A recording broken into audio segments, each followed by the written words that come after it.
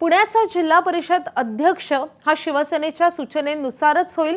सत्तेची चावी ना अजित पवारांकडे असेल ना भाजपकडे, असं वक्तव्य माजी मंत्री विजय शिवतारे यांनी केलंय। भोरमध्ये झडपी पंचायत समिती निवडणुकीच्या अनुषंगाने शिवसेना उमेदवारांच्या प्रचार शुभारंभावेळी आयोजित सभेमध्ये ते बोलत होते। भोरमध्ये शिवसेनेच्या 25 ते 30 जागा निवडून येणार असा विश्वासही त्यांनी यावेळी व्यक्त केलाय।